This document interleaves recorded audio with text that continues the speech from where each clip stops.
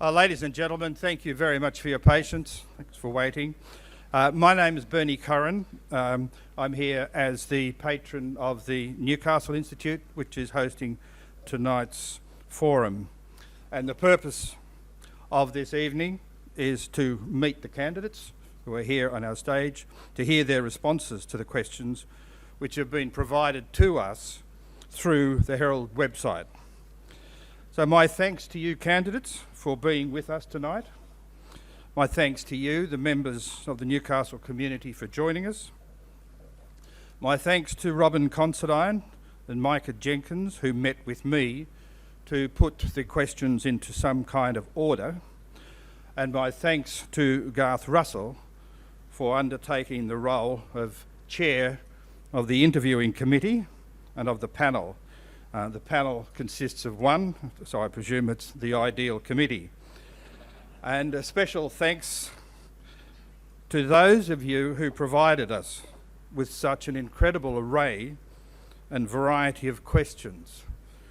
I personally found myself very much on the learning curve as I surveyed the depth, the insight, and the passion that went into those questions. And I hope tonight we can do justice to those questions. So thanks for taking the time. Ladies and gentlemen, and especially our candidates, it's a very special night, and it's a matter of great seriousness and urgency. You don't have to be an Einstein to realise that we face a number of risks, a number of challenges, and I'd just like to outline three of them that most of us see. The first is the risk of a complete loss of trust or confidence in our political representatives, which can lead to a loss of faith in government and in politics, not just in politicians. The question for all of us and for our elected representatives is, how do we all regain that trust? The second major risk is the risk to local government. Can we rely on council to balance the budget? Can we rely on it to be responsible in financial management? Can we rely on it to build productive relationships with council staff? Can that be done when so much dysfunction and turbulent seems to be a day-to-day event? Can local government survive the mass attack of mob rule, whether the mob be the federal or state governments, the big end of town, the developers, the unions, or the lobby groups? So the basic question for all of us is, how do we regain control of our future? How do we regain control of our future? How do we arrive at consensus, be it political consensus or community consensus, when self-interest and ideology are so well mobilised and so well armed? And the third risk is the risk to Newcastle. And in my opinion, a risk to Newcastle is a risk to the hunter. The simple fact is, we do have a great city and a great community, a great climate, a great culture. There are so many things that have been done in the past that have been great works and great deeds for Newcastle. Sometimes I wonder whether we know well enough what has been achieved, what has been done by people like our candidates in the past. I think we forget all too readily, as I found out not so long ago when we launched Greg He's thesis, a mayor from 95 to 99, and what happened in his period. So there's much to be learnt from what has been achieved, and we know that there have been mistakes. We know there have been great mistakes, but there is no point in dwelling on the past, and there's every reason for learning from those mistakes to ensure that we get something like a consensus and something like a sense of community, which ultimately comes back to us, because the question of self-interest is something that applies to all of us, not just those people we single out to accuse of being the powerful people who control our politics. We are part of the community, we have self-interest, and then sometimes we need to make sure we've got the big picture. So in that context, it gives me great pleasure to introduce Garth Russell, who is familiar to many of you who have been seen to these programs before, a journalist, a great commentator, and a man who spends his life these days helping people tell their stories. He is about to help these people, our candidates, tell their story of what they want to do in this election. Thanks very much, Garth.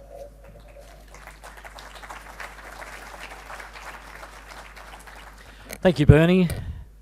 It is great to see the room full. It's such a Newcastle thing. I got here at about 20 to 6, and I think there were 4 people here. I was going, we are electioned out, but everyone's turned up, so it's good to see. It's good to be here and be part of this process. To explain the rules that will apply to all our candidates this evening, I thought it might be worth running through quickly for you. Each candidate, and we have drawn candidates' names out of a hat, so that's how the order will play out. Each candidate will have 2.5 minutes to give you their pitch, so to speak. At the end of that 2.5 minutes, I will ask each candidate, straight after, a 1-minute generic question, and I'll tell you what their question is now, so that you have a chance. I guess this question, and once again, these are questions that have been supplied to us, as you know, but it's around the candidate's style. And it's around how that candidate will intend to get consensus and a way forward on issues that have divided our community and brought things to a standstill. Things such as the art gallery, the inner city development and height limitations, inner city rail and access to parking, for example, associated with the university development. There are broader things there, but I think to get a sense of each candidate's style and what sort of form of consensus they believe they can get as the Lord Mayor of Newcastle is well worth asking. That will be a 1-minute answer. I then will ask each candidate in that same order, while they're still up, questions for 4 minutes. And now these are questions that are specific to each candidate, as have been forwarded to us. At the end of the questioning, each candidate will come back in that order, the original order, and give their 1-minute summation. So that's basically how we're planning on getting this running this evening. So without any further ado, our first candidate drawn out of the barrel, actually drawn out by herself, is Nuatali Nelms. So Nuatali, if you'd like to come up and give us your 2.5-minute presentation, that'll be great, and I'll come back and ask you some questions.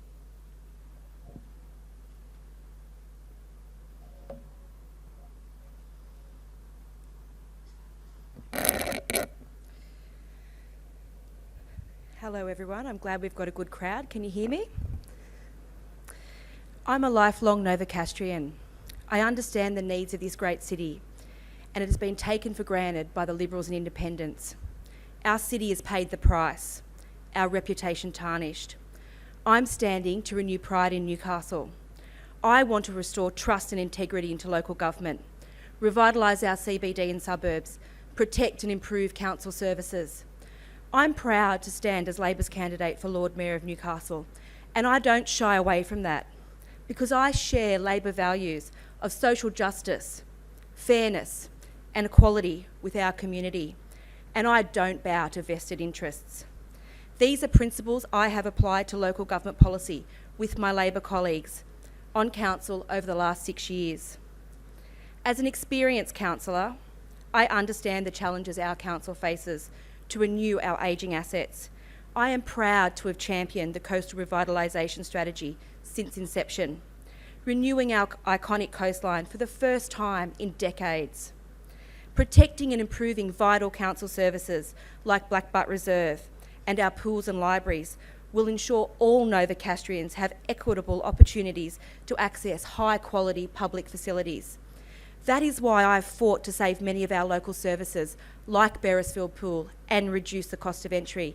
I fought hard to stop the Liberal and Independent cuts to our memorial services, like Remembrance Day, cuts to road maintenance crews, cuts to lifeguards at our city beaches, and cuts to public transport infrastructure like the rail line, whilst we're subsidising developer contributions. This council needs leadership that encourages openness and transparency, and truly values the collaboration of good community consultation.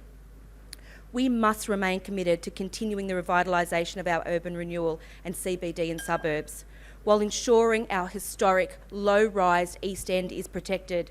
We must continue to encourage and support small businesses and not-for-profit organisations like Renew Newcastle. And our city deserves a world-class arts facility, not the shameful neglect the arts community has suffered over the last 2 years. I support the arts and I support the art gallery redevelopment, and I will fight to get our fair share of funding for the state government. Newcastle deserves nothing less. Revitalising our city whilst restoring trust and integrity in our council are my priorities. Thank you. Thank you, Nuatali. If you could just stay here, I'll ask you some questions at close quarters.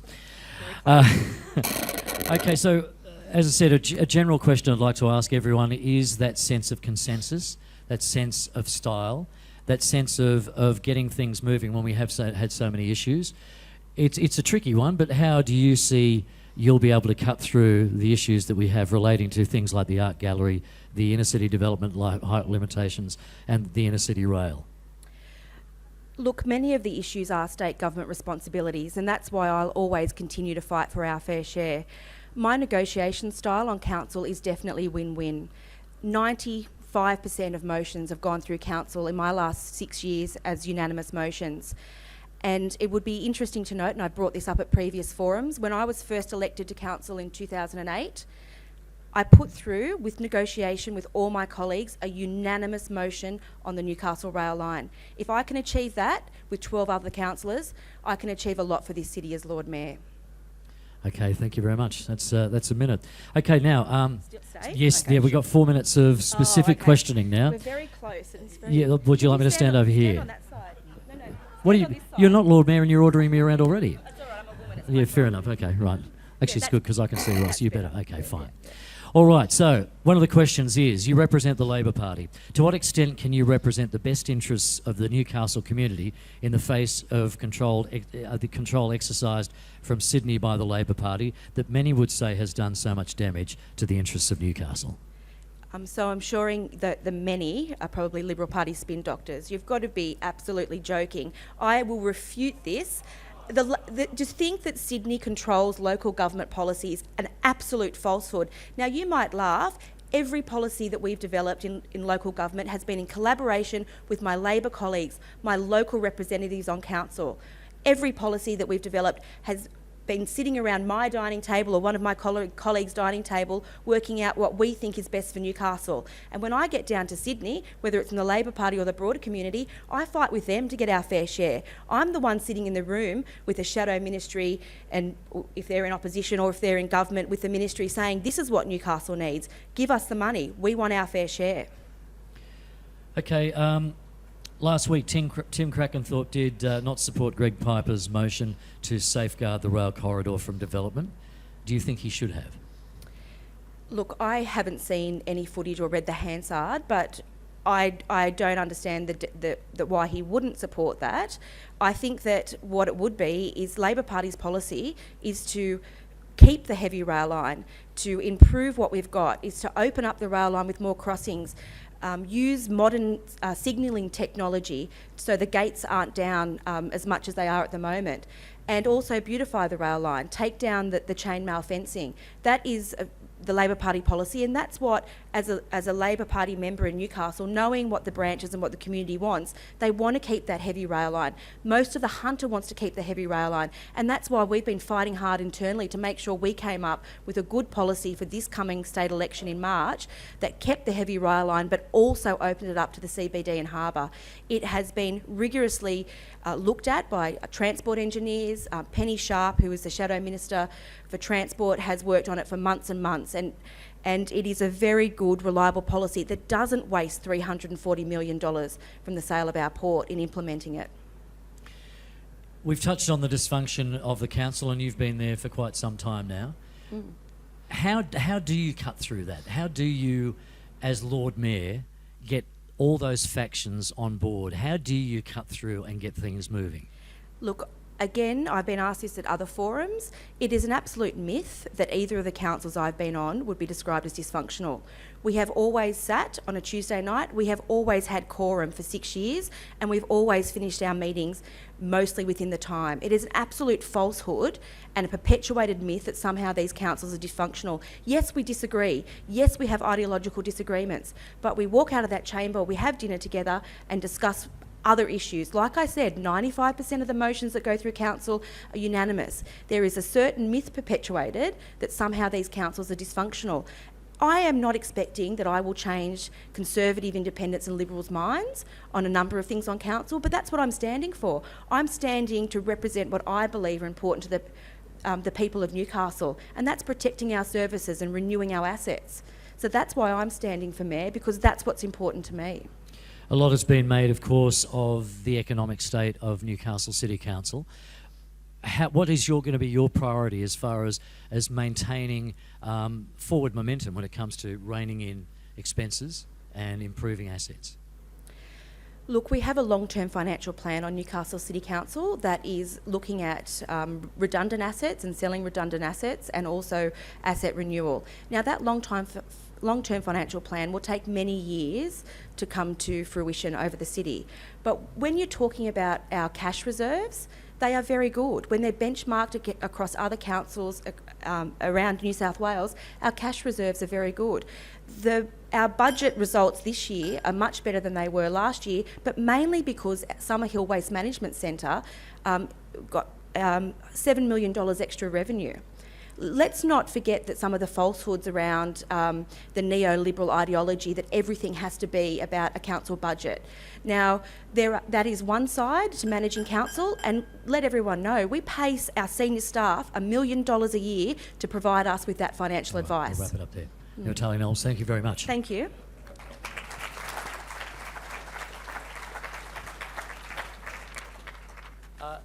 I'd like to now call up to the dais to give us his 2.5 minute presentation, Aaron Buman. Thank you, Garth. Folks, I've got no doubt about it that everyone in this room has an opinion of me one way or the other, and that I accept that.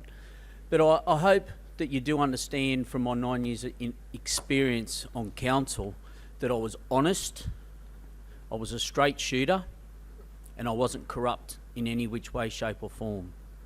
I'm the most experienced councillor at the table, and keeping the city as an independent mayor who's straight down the middle, I encourage you to vote for me on that on Saturday.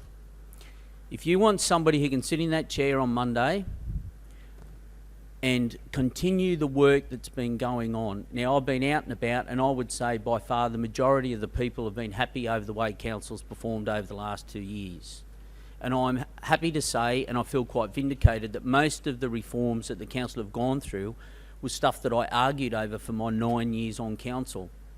Now, I stand before you with no bold vision whatsoever, because as boring as it is, there is still much, much more reform that needs to be done for council to reduce its $90 million backlog of infrastructure before you can concentrate on going out there and making any promises whatsoever. So again, I urge you on Saturday, if you'd like some stability and avoid going back to the polls on February 14, vote for me. Thank you.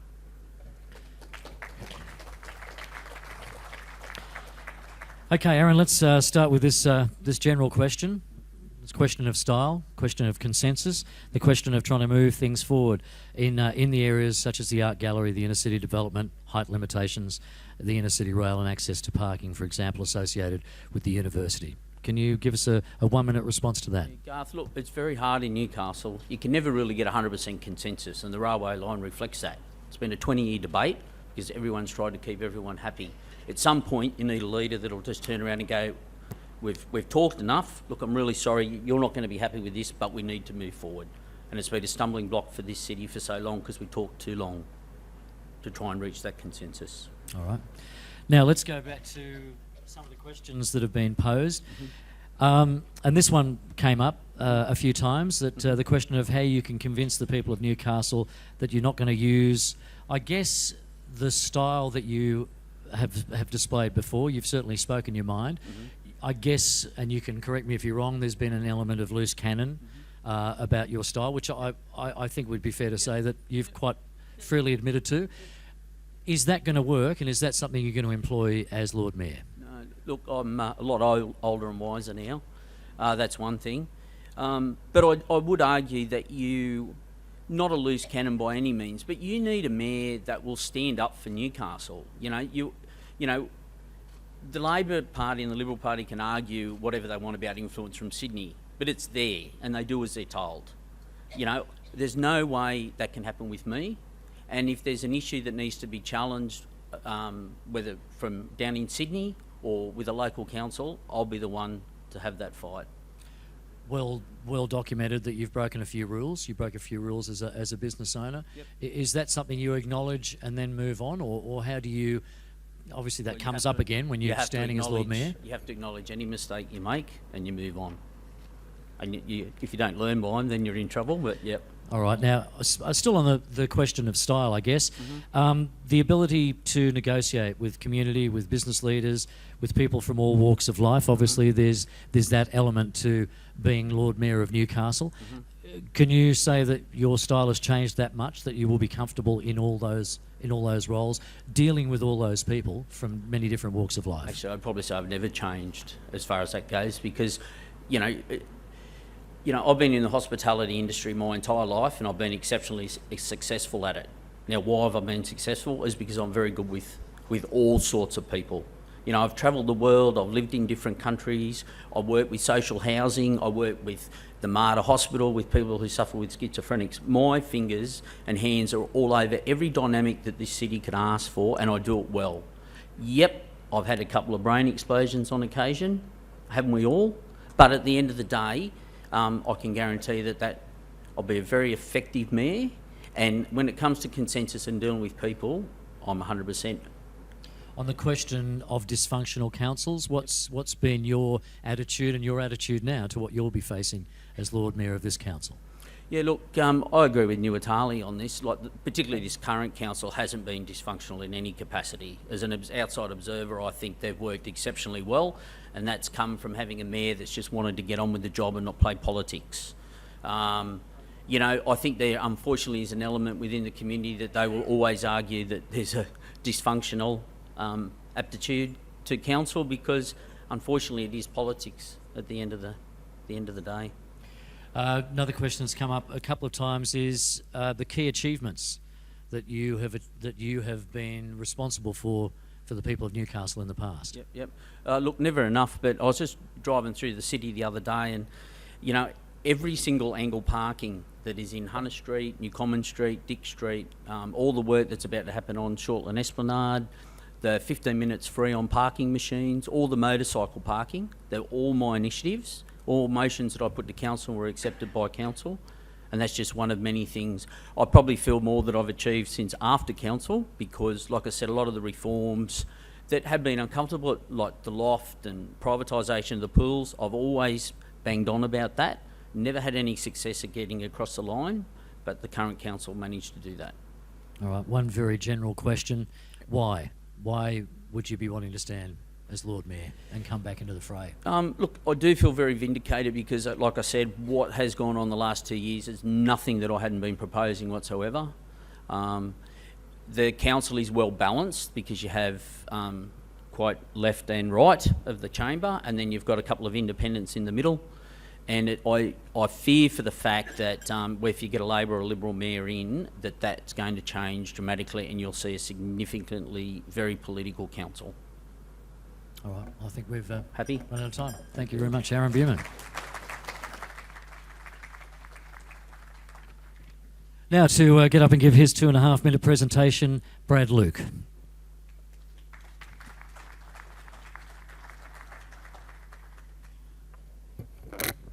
Thank you, Garth. Look, over recent years, Newcastle has begun a transformation into a world-class city. My intention, very simply, is to make sure that continues.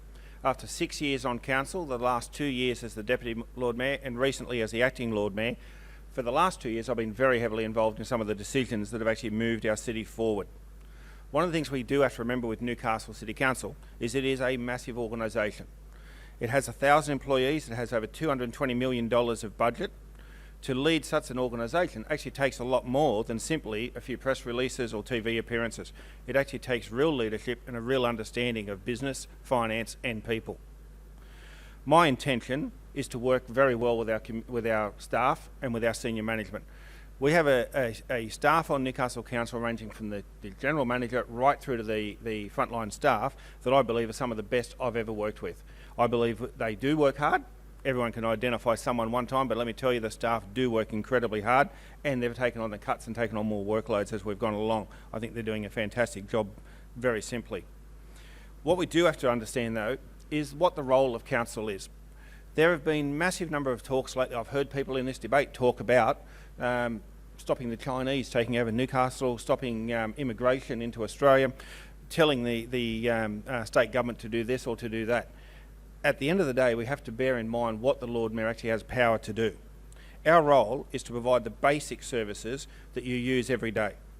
The old saying, roads, rates and rubbish, although a very, very simplified motto, is actually not a bad thing to help keep the focus of council onto its role.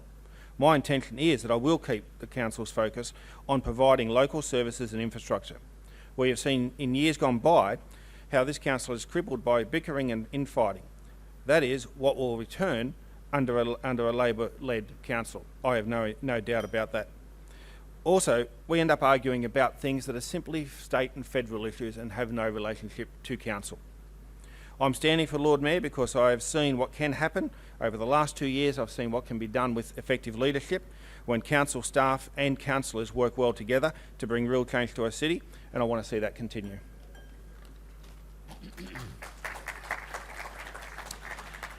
Well, Brad, Luke, let's start with the consensus question, the style question. What is your style, and how do you see working with these different groups to get these things moving? There's two parts to that style. One is, firstly, I would have a very similar style to what I have in my business, and that is an open door style. Allow people to do their job and get on with it. Don't constantly criticise and look over their shoulder and go, look, you've only got it 95% right. The problem with that is you end up with people just simply losing motivation. Allow people to keep moving forward. But there's also can't be this thing that you must have consensus to move forward on something. Aaron got it right.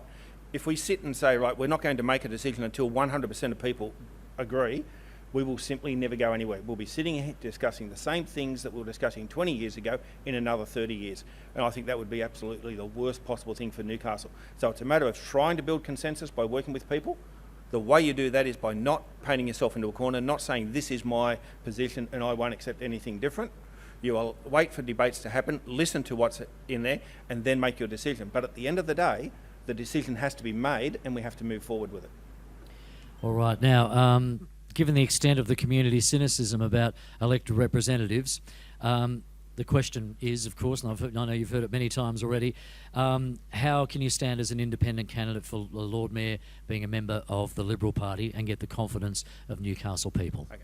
It's actually, if you have a look around the state, there's many people on councils as independents that are members of political parties. It happens in every council all over the place. You just go up the road to some of the councils in the Hunter. Don't hide from the fact I am a member of the Liberal Party, and my values are very much the same as the Liberal Party. Absolute what my values are. However, I believe the person standing as Lord Mayor should actually be independent. And I can tell you, I actually said the other day, there's never been a direction or someone insists that I vote any particular way. But actually there was once. And it was when I was on the council with Aaron, and he might remember the time that Tim Owen actually came to a dinner and tried to tell us how we should vote. We actually voted with Aaron the opposite. Tim wanted me to vote with Nuatali actually on this particular item, and I wouldn't. Very simply, I've never been told in life how I am to do things, and I won't ever be. So you think it's fair that you can still differentiate between being a member of the Liberal Party being a member and an independent? being a member of a party is not an issue. That's really a sign of what my values are and what I believe in, and I think it's probably more clear to people that this is exactly what I believe in. It makes it very clear. It's not I'm not saying, look, I'm independent, I tell one group of people my belief is one thing and I tell another group it's the opposite. My beliefs are the core values of the Liberal Party, which is a belief in small business, a belief in small government and moving forward. Probably an obvious question, but I want to flesh this out quickly. Are you in favour of increasing building heights over the current 8-storey limits? I've got to be very careful. And if I so, actually have where? to be very careful how I answer it, because I've just got to, and I've had to do this at a few forums, but because I'm a member of the JRPP, I can't refer directly to the DA that's been lodged. What I will say is I do believe that we need to increase density in the city. We need to put more people into Newcastle to increase the viability of and the vitality in Newcastle. And to do that, very simply, you have to have increased density to do that. But I'm not able to make any comments about the actual DA that's been lodged that people are discussing. So you can't elaborate on where that No, density. I can't. Could be. The code of conduct's very clear, and I'm not allowed to. All right. Can I just add? I will add one point there. Please. Bear in mind, council's not the authority for that. Council, the councillors cannot tell the planners what to put in their recommendation. They cannot influence the planners on what's in the recommendation. That has to be done professionally. And the Joint Regional Planning Panel is the authority for it. The council is not the authority. The council will not be having a say in whether it's approved or not anyway. So there's no negotiation with state government in those areas. Well, the state government is not. It's the Joint Regional Planning Panel is the authority, and the planners, in doing their report to them, will actually have to act very independently. All right. Now, just a quick question: the context of achieving effective financial management. What are your priorities for services that should be provided to the whole of Newcastle government area? My view, when you're looking Still at have finances, to be quick, but just to get a and I sense. make it a very clear thing, is a lot of people talk about efficiencies, and I often talk about it's not efficiency that matters, it's actually effectiveness. Efficiency is doing things well. Effectiveness is doing the right things well. That's what we need to do, is actually keep a very tight eye on what it is we should be doing, and then what is the best way to do it. The pools are a classic example. Yeah, we haven't privatised the pools, we haven't sold the pools, we've leased them to an operator. In fact, the person collecting the money at the gate has actually been a contractor for many years. But by doing what we've done, we've actually reduced the cost of that service to the community. They've actually reduced the cost going into these pools, and the community is still getting the service. Just that general question at the end, which I think can speak volumes, if I can ask you quickly, why? Why are you standing for Lord Mayor?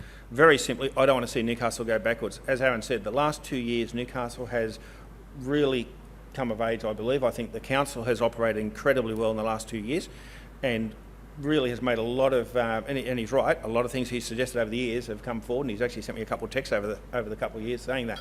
But what we have to do is not go backwards. We are at a time where we need to continue to move forward and not suddenly move back into debt. Brad Luke, thank you very much.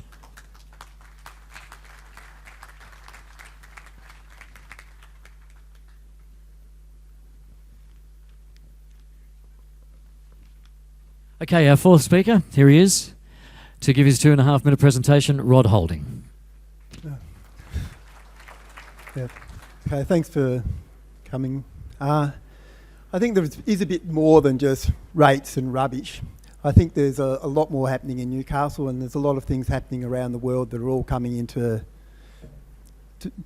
in a sort of convergence now. One of them is coal, and there's a big problem with coal. In the Hunter Valley, it is a big part of the Hunter Valley, and we can't just say, oh yeah, it's rates and roads and things. It does pay a lot of wages, and at the moment there's unemployed miners all over the place. It's not so much to do with the fact that solar energy is cheaper to create than coal-fired power. What's happened is I've just recently come back from Borneo, where it's just like a coal boom. You wouldn't believe what's happening there. It's just full bore ahead. And what they do there is they just dig huge pits with the same size diggers and that here, right next to the rivers. They have a conveyor belt, they put the conveyor belt, no washery or anything, straight into these massive big barges. They float them down with little tugs down to the ocean. Big huge ships come into, and then they just get the scoop thing on another barge and they just load the ships like that. There's no port costs, there's no pilots flying out, there's no mooring fees, there's no train tracks to keep going. There's no, the costs are minimal, no environmental standards whatsoever, zero. No worker, occupational health and safety issues, none of this. This is what we're talking about. While the miners try to rush down to the bottom to be competitive in the world, we don't want it. We don't want to compete with this. So we need to get into something new, and we need to get into something now. And so just talking about rates and rubbish for Newcastle is just not good enough. We need to think about all sorts of initiatives that the council can go in, because the state government won't, because they're just completely and utterly into the coal. They're corrupt coal people. That's what both Labor and Liberal are coal-dominated, paid-off, bought hacks. So we're going to have to do it ourselves. What's another thing? I think that there's lots of space in Newcastle for putting solar panels in. I think the old gas works at North Hamilton, these places are toxic. They will never be built on. They're just wasted, weed-infested messes. They can definitely be put solar panels on there and become straight away an energy producer. And the council's got to make its own money because Sydney's not going to give it to us. We'll have to wrap it up there, Rod. Okay. Right. I've got some questions for you. Please stay. Let's go to our generic question of style of working in a consensus, in a way of helping things move forward when you've got a lot of stakeholders. How would you describe your style in working with many people in that way? Delegation, really.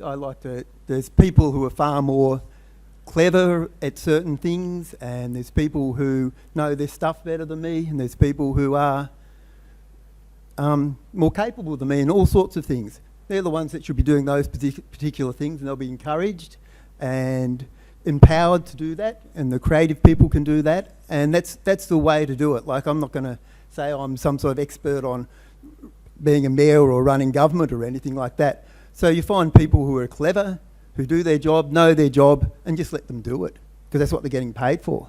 All right, well, let's ask you some specific questions, Rod. Tell us about your background and its relevance to you becoming Lord Mayor. I guess people want to know a little bit more about you. Well, I've worked in the mines as a driller for 6 years, so I've worked in nearly every mine in the valley. I do know what I'm talking about. I won't get into as an exploration driller as well as also as site investigation work. What else? I've driven trucks. I've ran a property firm in Scone for nearly 25 years. Travelled the world. I've done quite a few things. I come from Melbourne originally. That's where I was born. So we've talked about, and it's been disputed several times by those that have been on council, this sense of a dysfunctional council. What is your understanding of the councils as we've seen in the last couple of terms and what we have right now, and how you could best work within those with those councillors? There was a lot of shutting down conversation. There was a lot of shutting down debates with the Lord Mayor. It wasn't such a. It was a functional council because they had the numbers to ram things through, and that's basically all it was. That's why it was functional. It was all the votes came for any controversial thing, and it was just a straight down the line. So the corrupt Lord Mayor, the walking teller machine. Yeah, he managed to get things through, but he's brought so much discredit to Newcastle. It's so ashamed of what he has actually done here. Not just in Australia-wide knows his corruption and the state of Newcastle and how the business dealing, the insider tendering, the process, not just that, but also around the world, people, Newcastle, it's sort of like it really was a big thing, all these. All right, well, let's get back to what you could offer as Mayor. You'll be expected to lead and negotiate with community and business leaders from all walks of life. How do you plan to consult and negotiate with many different types of people? Well, there's been a talk here that somehow I don't want Chinese or something, which is just pure. I think the Newcastle Council was a welcoming refugee city. It had always been until the new Jeff McCloy decided that it wasn't going to be a welcome refugee city. Australia's a country we're all refugees to some extent, and poor people, and that's basically what our ethic is, our mateship and looking after each other is. That's what Australians' ethic is. It's poor people ethic. What's happening at the moment with the not fly in, fly out, they're called FIFOC, which is fly in, fly out Chinese. And this is what the workforce for the mines, and this is what the free trade agreement with China is all about. It's bringing labour. And it's not really our way to do this. Like it's not Australian. It's not the way to go. And I think that the other side of it, we've got a Sydney state government that is deciding what high-rise goes where, what planning, the rail gets cut here, this happens here, we'll put a cow shed up here at Wickham, we'll do this. We don't get any say in anything. Nothing at all. Newcastle people get no say in what's happening. It's just dictatorship from Sydney. And I think we've got to really work out what's beautiful about Newcastle, what we love about Newcastle, why we like being here in Newcastle, and what can so quickly be lost by outsiders and henchmen doing their job for them here. Just very quickly, what would you like to see different about Newcastle in 4 years? I'd like to see it making its own energy, putting a whole lot of... as I said, I made a bit of a joke at another forum where I said that I'd like, instead of us having to pay bill comes in the post and we pay it, it's a rate, I'd like a letter to come with a cheque in it instead. And this is not inconceivable at all. They've sold the port for, if we get half $500 million, $500,000, and just spend it pulling up a rail, that's crazy. If we put that into solar panels, Newcastle would almost be, we'd have money to, the rates would be, quite possibly we wouldn't even have to pay rates. All right, Holding, we'll leave it there. So there's a lot of... Yeah, thank you.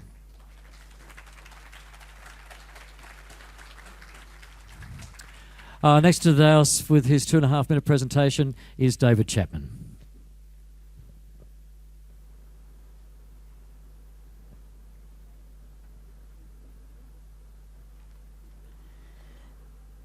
Good evening. I'd like to thank the Newcastle Institute for this opportunity to present my vision for the future of Newcastle.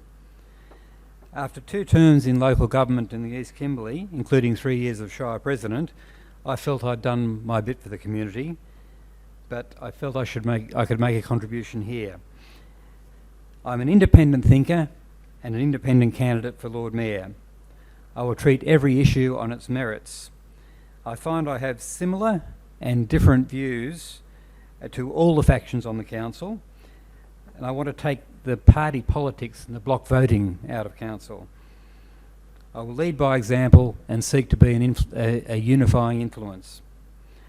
I want Newcastle to be a modern, vibrant and cultured city with a strong economy. Council has made good progress improving its finances over the last 2 years, and I want to see that continue. I have observed other candidates saying they would support almost every project that is ever suggested. To meet all these promises, they will have to increase rates, increase debt, or agree to projects that they have promised to support at the expense of the projects that the community really wants. I want to revitalise the city by supporting business, jobs and transparent development. I want to remove red tape and barriers to development. Many small businesses are as valuable to the city as the mega projects. I want to preserve the low-rise heritage values of the East End. In fact, I'm restoring a heritage building at the present time. Decisions to cut the rail on Boxing Day and approve high-rise in the mall are tainted by conflicts of interest and should be reversed. I am totally opposed to rent-seeking behaviour and always have been. There is a win-win situation for the light rail. A tram rail should travel at the front of the Sydney train and be disconnected at the terminus, which should be at Hamilton or Woodville Junction, not at Wickham.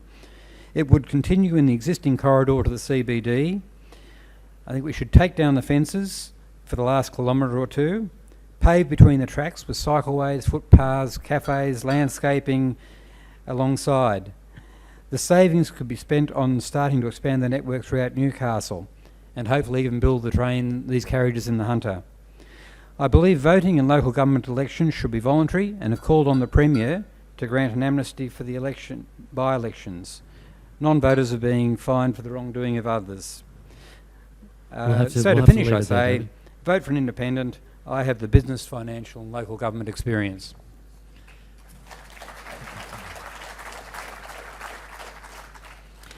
You've sort of answered the question, but I'd like, if you can give us a specific response in a minute or so, your style, getting consensus, moving forward in those areas that we've talked about, the art gallery, inner city development, height limitations, the inner city rail. How do you propose to work with all those stakeholders? Well, I'd propose to lead by example by treating each issue on its merits.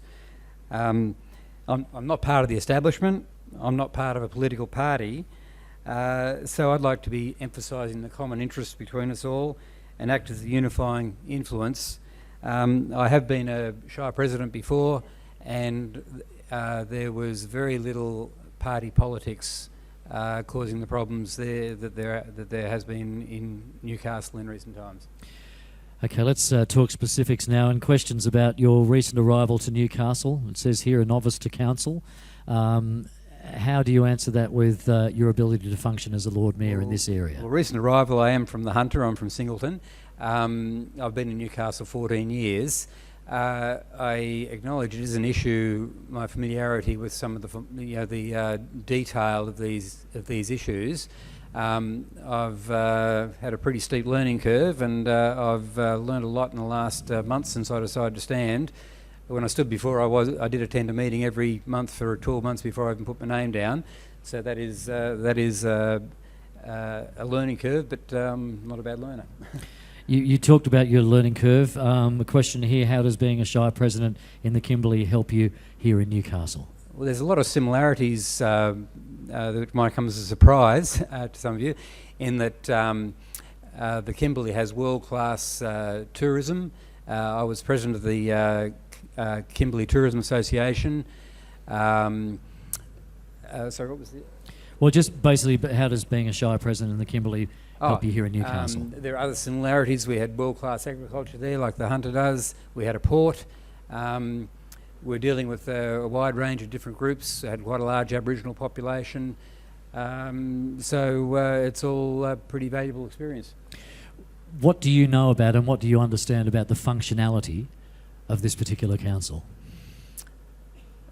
I've seen like all you have to do is read the local papers and you see all the controversies that are present there. There's been a lot of block voting, which has been not really in the interests of democracy, and I think there's. Sorry, what was that? Well, it's to do with, once again, it's been disputed by many, but there has been a public perception of dysfunctionality within the Newcastle City Council. I guess we're talking about different interests within the councillors. I think part of it is if you've got a Lord Mayor who's on one side or the other side, you're going to naturally have a opposition to that position, and I'd be hopeful that by not being on one side or the other, that would be less of a problem. There's a general question here about your background. I guess skill sets, things that you've learnt prior to this candidacy. What stands out to you that would be most helpful in what you're trying to achieve? Well, I've got pretty broad and extensive business financial experience as well as local government. I've been involved in quite a large number and range of businesses. I've had lots of dealings with councils, lots of applications before councils. I've had a lot of frustration with dealing with councils. I understand the need for a customer focus, which is often present on small councils and not on large councils, and I think there's a lot of room for improvement there. One simple question again, once again, just to summarise, why? Why would you be standing? Well, I guess I've taken quite an interest in council affairs. You might have seen a number of issues in the paper to do with such as the rail. Partly, I think, because I object to this situation of rent-seeking behaviour.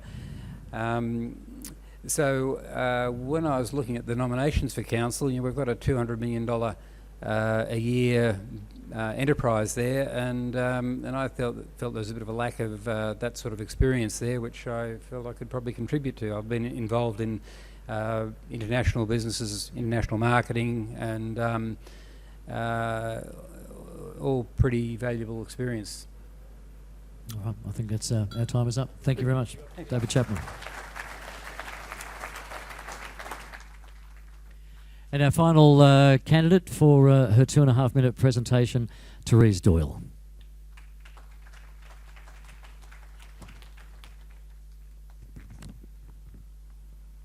Thanks, Garth.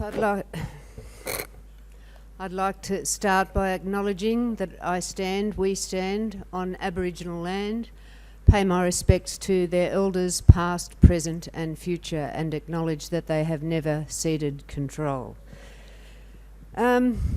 It's true that I would say 85% of the time, Nuatali, we have pretty well unanimous voting on Newcastle City Council. That's because we have competent council officers who go about doing their business and bring recommendations to us about the everyday functions, items that need a decision of council. We respect their recommendations and we vote. However, there's a very serious situation with the other 15% of our decisions. There has been a serious traducing of democratic rights in this city. I'm standing for Lord Mayor because I am incensed at that traduction of democratic rights. I'm standing to be a champion to restore democracy to Newcastle City Council. I'm incensed as a councillor, I'm incensed as a citizen of this city, and I'm incensed on your behalf that I have not been allowed to discuss matters that are of central importance to this city. That is a violation of basic principles that goes to the heart of what we're here for as a council, on behalf of the citizens of Newcastle, to represent your interests on the really serious issues. It's become particularly bad in the last 6 months. On a fateful day, the 25th of February this year, our former Lord Mayor, Jeff McCloy, introduced what's called a Lord Mayoral Minute. And that minute basically said to the state government, thank you for taking over all our planning for the city. Thank you for selling the port. Thank you for closing down the rail. And by the way, thank you for building that gigantic coal port of a dying industry. What am I up to? Oh, that's 2.5 minutes. I'm only halfway through, sorry. I got a bit carried away. I'll answer the rest during questions. Thank you, Therese. All right, let's go to the question of style. Let's go to consensus and moving forward in the areas such as the art gallery, inner city development, limitations, and the inner city rail. What is your style and what is your view as to how you can work in with that? Well, when I'm not very cranky, which is actually most of the time, I have a deep anger about what's gone on in the last 6 months. But I'm a Green. I belong to an organisation that has consensus as one of its core values, actually, and I come from a teaching background. I've also had quite a bit of experience on local government. And I'm very good as a chair. I'm very good at bringing different people's points of opinion together and seeing the essence of it and being able to work out a way of going forward. All right, let's talk. My opinions on. Sorry, there was a bit. We've got a minute. So okay. You've sort of answered the question. Okay. Without the specifics of those particular issues, that's fine. So let's talk more specific questions as have been raised. It is common knowledge that the Greens, both nationally and locally, are factionalised and divided. This is without the extra stress of being in power. How can you ensure that this reported division does not impact on your role if elected? I'm not really sure what you're alluding to there, Garth. But as I said, we in the Greens work matters out by consensus. We have very clear policies, and we've worked them out by discussing them quite thoroughly. So and also the Newcastle Greens are an autonomous local group. We decide our policies here, and we have a group of state policies, and I will be operating according to Green principles and according to the platform on which I stand. I will be honouring every policy that I am standing on as a Green, and I will be honouring the people who elect me on the basis of those policies. Once again, a question put, and feel free to answer however. It says here the Greens are against a lot of things. What are you for, which will support Newcastle We're and actually its for people? many more things than we are against. We're against, as I said, we're against the blunting of democratic processes. We are in favour of technologies of the future. I think one of the most important things about a new mayor is the ability to take Newcastle into the future, to look beyond coal, to preserve what's good about Newcastle, and there is much that's good about Newcastle. Let's build on what we've got, which is a beautiful heritage, low-rise city with fantastic features.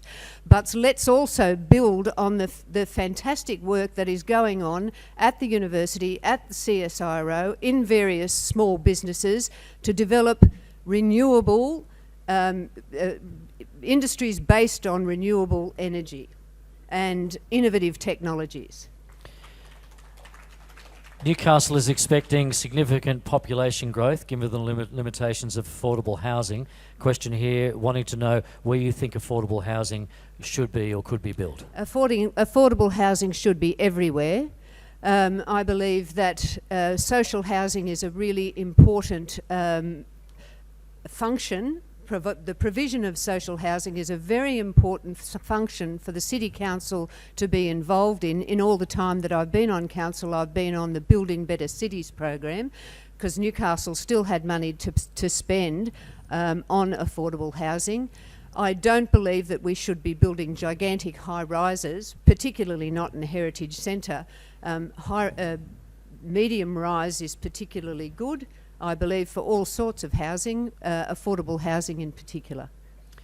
This one to do with sustainable cities requiring strong economies and communities.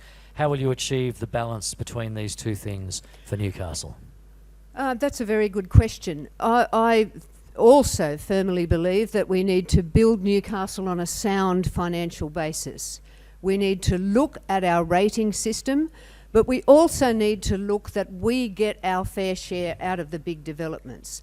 One of the things that we gave away on the 25th of February was our right to negotiate with the state government. We said, take it, it's yours, you know, do what you like with us. It's turned out that since then, the T4 development, Department of Planning has suggested that instead of getting the $48 million that we are entitled to in developer contributions, where we will get $500,000. Thank you, Mr. McCloy. Thanks for giving that away on our behalf. And a similar situation is going to happen with Incitec Pivot and its ammonium nitrate storage. All right, we'll leave it there. Therese Doyle, thank you very much. So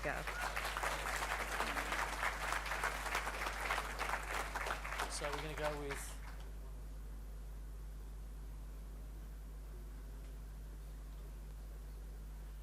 All right. Okay. Well, we've just had a quick conference. Originally, we were going to give the candidates a minute to wrap up. I think everyone would be interested in hearing maybe what they have to say in 2 minutes. So feel free to come back in order originally, and with a 2-minute wrap up of their proposals and their candidacy. Please welcome once again Nuatali Nelms.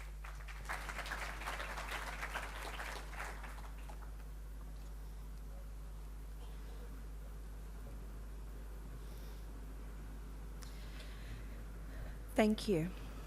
Like I said in my initial address, I am committed to renewing pride in Newcastle and this region by working hard to deliver results that will restore the trust and integrity we deserve as citizens of Newcastle. My plan for Newcastle will ensure we have a healthy, vibrant and smart city, a city that I'm proud to raise my children in, where we can enjoy a great lifestyle and all the assets we have here. If elected Mayor, I will continue my strong track record of delivering, and I will restore trust and transparency in local government decision making by making sure we have genuine community consultation. I will continue city revitalisation works and encourage urban renewal in our CBD by working in partnership with small businesses and local not-for-profits like Renew Newcastle. I want to protect and improve our council services by maintaining quality parks, pools and libraries. And I will advocate to protect the Newcastle rail line and keep the East End low rise. And I will always fight to get our fair share of funding. So with grants, we can help redevelop the art gallery and find a solution to issues like flooding in Wallsend. With your support on Saturday, I can restore integrity to Newcastle and local government in Newcastle. Thank you. Nuatali Nelms, the Labor candidate. Independent candidate now, Aaron Buman, for a 2-minute wrap-up. If you choose to take 2 minutes, feel free. Just want to pick up on a couple of comments. Look, I suppose at the end of the day, you have to ask yourself, if you've been happy with council, I certainly suggest you vote for me, because you have to realise it is a numbers game, whether you like it or not. And all the hard decisions that were not taken for my 2 terms on council have been taken. And the fact is that the Labor and the Greens have voted against all of them. Now, if you want it to flip over, that's fine, vote the way you do. But I encourage you, the council has still got many, many hard decisions, financial decisions to make. Now, let's talk about the pools. They've leased the pools. Prices have dropped.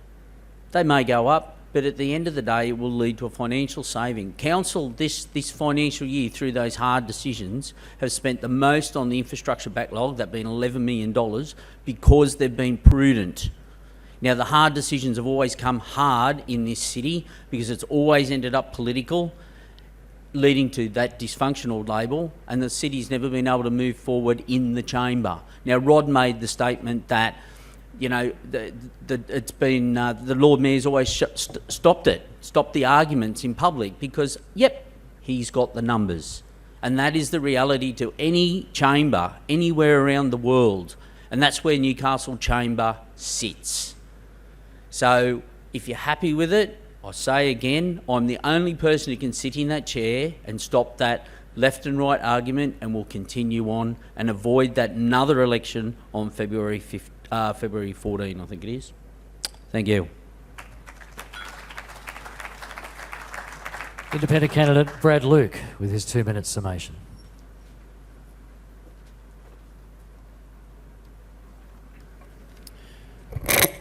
Thank you, Garth.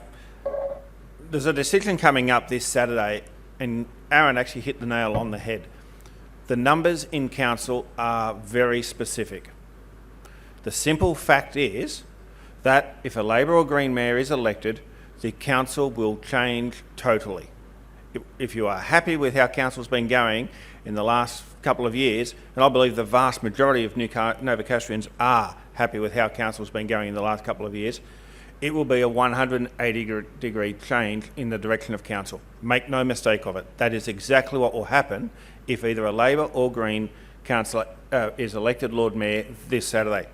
To put some context into what's been raised about the financial position of council, in the last 2 years, this council has gone from a $29 million deficit to this year having an operating surplus of a couple of $100,000. However, the underlying deficit down to $6 million. That is a massive improvement in the financial position of the council. It actually takes financial resources to do things.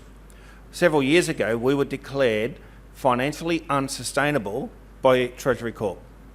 That was a declaration on Newcastle, and we had to address it. Newcastle has addressed it. We're making great progress as a city, and as I said earlier, we're becoming a truly world-class city. We will continue to do it. However, we need to think very carefully how you vote this weekend. I would ask that you vote for me, but I can say very clearly, if you vote for a Labor or Green councillor to become Lord Mayor, we will change 180 degrees. Thank you. Independent candidate now, Rod Holding, with his 2-minute wrap-up.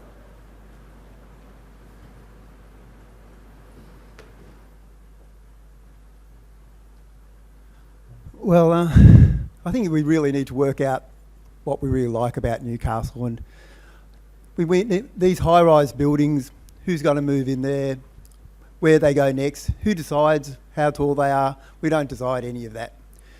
This great momentum that the council's moved on, that really it looks quite horrible. There's just knocked down buildings, can't see much really going on except the court thing. It's been going on for years and years and years. Apart from that, there hasn't really been much change. This great leap forward, basically all the planning's just gone to Sydney and we have nothing to say about it whatsoever. At the same time, the place is half empty.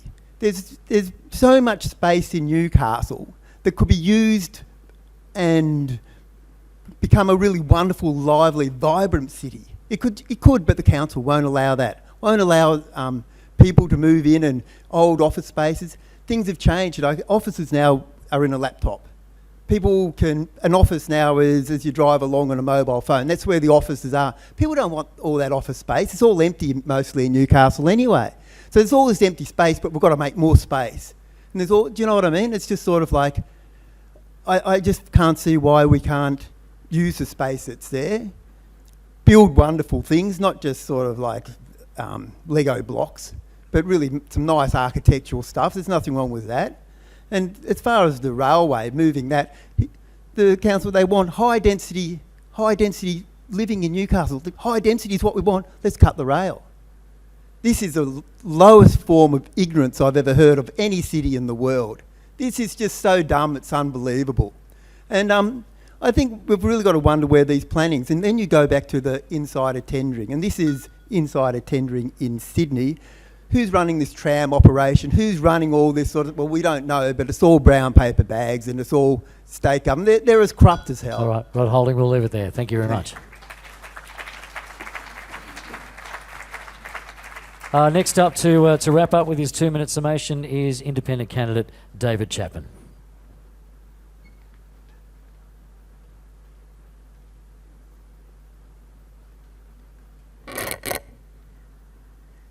So just in summary, I think the main thing I'd really like to see is that to see the improvement continue in council's finances.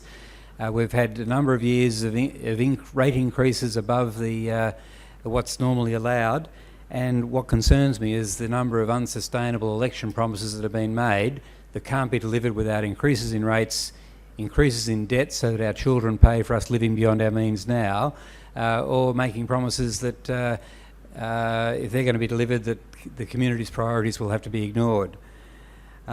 So I'd like to see to encourage business and development, and I think there's a lot of value in small businesses. I don't think there should be so much emphasis on large developments, and I think the idea of needing to double the heights in the city is going to spoil the character of Newcastle.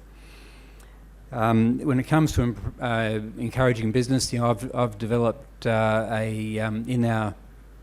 old CBC bank, which I've been restoring. It took 2 years to get an approval through. That bank space was empty for over 10 years because it's just too hard to get approvals through council. And what we really need is a lot more customer focus to help things happen, and that will do a lot to revitalise Hunter Street without costing council anything. In fact, it could well save a lot of money. Regarding the rail, I think neither the Liberal or Labor proposals provide anything like the solution that a tram rail would provide, because that would solve all the problems that we're talking about, because it would open the city to the harbour, and you could go all the way from Sydney or the Hunter to the CBD without having a change of mode of transport. Is that my time? Right. Yeah, it is. Yeah. So basically, I think I'd like to see that I could be a unifying influence, not being part of one of the parties, and bring the council together and treat each issue on its merits. David Chapman, thank you. And finally, Greens candidate Therese Doyle.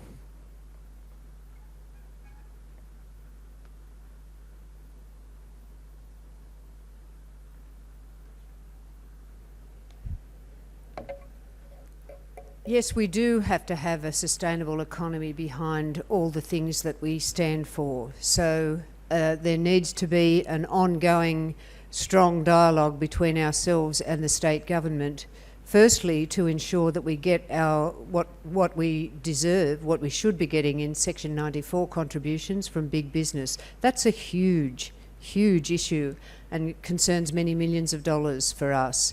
We also need to talk to them about changing the basis of our rating system from unimproved land value to improved land value, and to take into account the values in high-rise penthouse accommodation, that sort of thing. So yes, we need a discussion, and we need to talk about rate rises and an equitable rating system.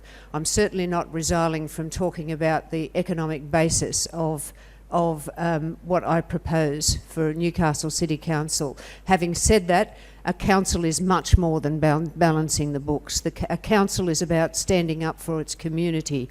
I would say, with respect to the rail, that this community has actually made decisions for the past 20 years. That in those decisions, the majority opinion has fortunately prevailed. That is, we want to keep our railway line, and we have managed to keep it all the way into the city. A perfectly good piece of public transport infrastructure. I very much respect what David has proposed. What to do with it, there are many solutions as to how we can make that railway line better, many ideas. I am in favour of appropriate development for the city that respects heritage, that respects human scale, and respects plans made in Newcastle. I just want to highlight that I'm really in favour of active transport, cycleways, footpaths that are accessible to all people. Thank you. Thank you, Therese Doyle. Please thank all our candidates for their contributions this evening. And to wrap up, Bernie Curran.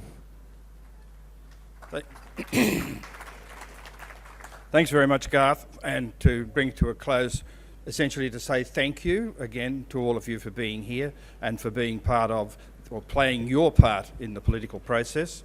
To thank Garth for his questions, for the attention that he paid to the detail and to the answers, and for trying to help the candidates tell more of their story.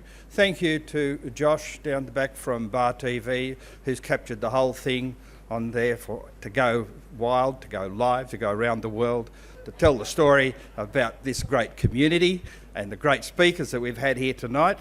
So thank you for that, and to the staff from the club for your help in setting up tonight. And particular thanks to the candidates for sharing your thoughts with us, for being here, and most of all, I think, for taking on the role of standing for political office, going for political life.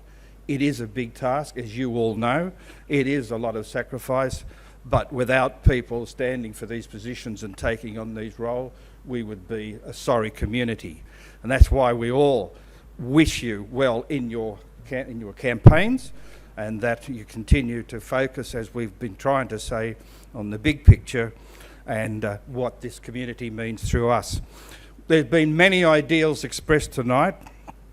There have been many ideals expressed tonight, and they're running through the thread there. In many ways, we need to be reminded of how important these ideals are in our life, whether they're the democratic ideals or the involvement in public life ideals, or what it means to be an active citizen.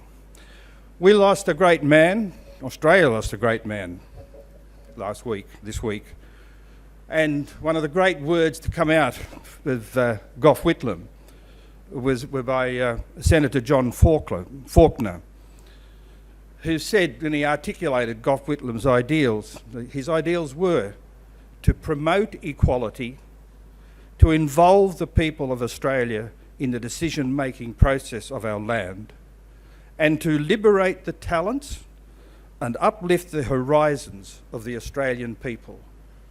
We can transfer that to the Hunter, to Newcastle, to involve the people of the Hunter and Newcastle in the decision-making processes of our community, to liberate our talents and uplift the horizons of the people of the Hunter and the people of Newcastle.